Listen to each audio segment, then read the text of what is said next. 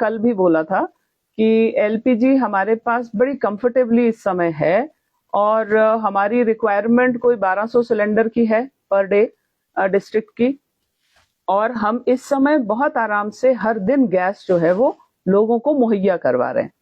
उसमें जरूर एक चीज जो एलपीजी के साथ सामने आ रही है कि हमने अभी मीटिंग ली अपने एलपीजी वाले एजेंसी ओनर्स से और बाकी लोगों से, और उसमें 2 इश्यूज हमने रीइटरेट किया। पहला इशू, एलपीजी की कोई वो इशू नहीं है। द ओनली थिंग इज, मेरी रिक्वेस्ट एजेंसी ओनर्स से और बाकी एलपीजी डिस्ट्रीब्यूटर से है कि वो प्लीज होम डिलीवरी करें। होम डिलीवरी के चार्जेस इन्वॉल्व होते हैं सिलेंडर में। होम डिलीवरी करेंगे तो इस किस्म की कोई भी आपको परेशानी नहीं आएगी। दूसरा, it has to be OTP based. Consumer has to give the OTP and it has to be mandatorily OTP based. यानी OTP देंगे कंज्यूमर तो उनका गैस मिलेगा। इन 2 सूरतों को अगर हम अमल करें तो फिर मुझे नहीं लगता किसी किस्म की हमें कोई कमी आएगी। बाकी सप्लाई को मेंटेन करना, आप देख रहे हैं मेरे साथ ये लोग खड़े हुए हैं, सप्लाई को मेंटेन करना कंपनीज की जिम्मेदारी है और वो उसके ऊपर बखूबी कर रही हैं। गवर्नमेंट ने नोडल ऑफिसर्स डिस्ट्रिक्ट के लगाए हैं, कश्मीर डिवीजन के लगाए हैं, हम सब उसको डेली बेसिस पे मॉनिटर कर रहे हैं and every day we are getting a report. तो अभी तक मेरे सामने ऐसा कोई सिचुएशन नहीं आया कि कोई ऐसा दिन आया हो जब मुझे पता चले कि यहाँ गैस नहीं है। सिर्फ कंज्यूमर से रिक्वेस्ट है कि वो ऐसे चौराहों पर और जो ट्रैफिक हैवी ट्रैफिक वाले पॉइंट्स हैं वहां पर अगर गैस लेने के लिए पहुंच जाएंगे तो दोनों चीजों में हमें दिक्कत आएगी। पहली दिक्कत ये आएगी कि ट्रैफिक जो है वो रुक जाएगा और बहुत ज्यादा कंजेशन हो जाएगा, और दूसरा ये है कि जब बहुत ज्यादा क्राउड एक साथ इकट्ठा हो जाता है तो जो एनफोर्समेंट एजेंसीज हैं उनको भी परेशानी आती है। तो मेरी रिक्वेस्ट एलपीजी को लेके ये है। जहां तक रहा सवाल पेट्रोल और डीजल का, उनके भी जो हमारे पास 16 पेट्रोल पंप्स हैं पूरे डिस्ट्रिक्ट में, और हमने वो देखा है कि उसमें ज्यादातर इंडियन ऑयल के पेट्रोल पंप्स हैं, कोई 11 इंडियन ऑयल कॉर्पोरेशन के पेट्रोल पंप्स हैं, और इन सभी पेट्रोल पंप्स में पैनिक से ज्यादा ये खुद हैरान है।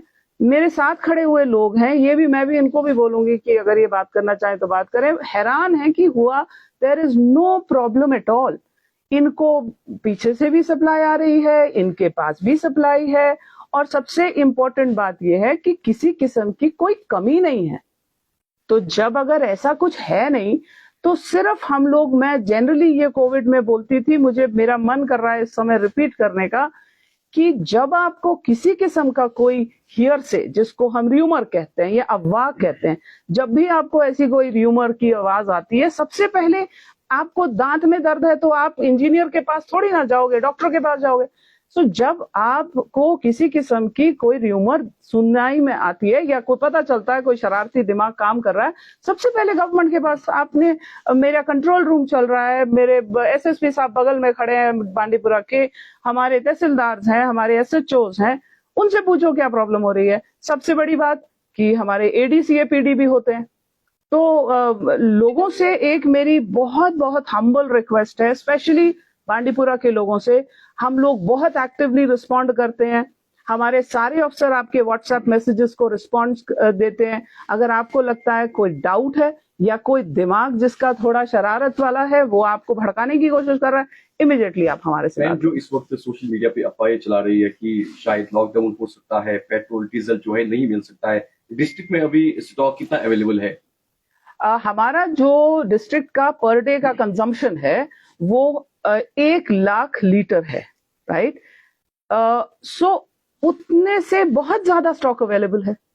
तो सोशल मीडिया के लिए मैं इस समय I don't have any comments on that, कि अब आपके ऊपर है, वो सोशल मीडिया देखने वाले पे मुनस्सर करता है, वो उस पे कितना यकीन करता है। बट हम लोग भी पूरी कोशिश में हैं कि हम पब्लिक के टच में रहें, हम फील्ड में रहें, ताकि सोशल मीडिया पे जो ये उनके खिलाफ 3 लोगों के खिलाफ सख्त से सख्त कार्रवाई की जाएगी। नंबर 1, हमने ये देखा कि अगर कोई दिमाग जिसका शरारत में उलझा है वो आपको भड़काने की, बांडीपुरा के लोगों को भड़काने की कोशिश करेगा।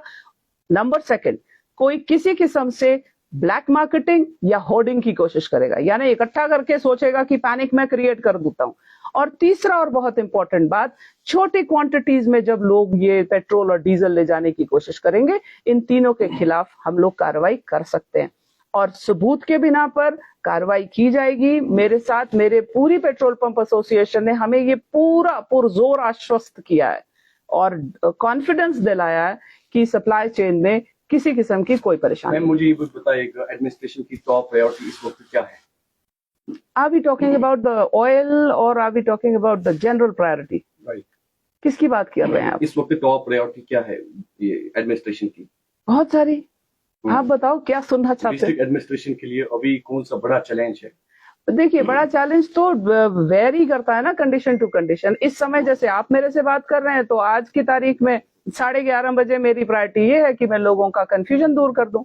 ये मेरा प्रायोरिटी नंबर 1 है आज। बट अगर आप बोलेंगे कि आगे की प्रायोरिटी क्या है, तो बहुत सारी है। जैसे ट्रैफिक कंजेशन हो जाता है, ननी नारा बन रहा है, गुरेज रोड है, हंड्रेड्स ऑफ प्रायोरिटीज। वो तो पिछले कल क्लियर हो गई है।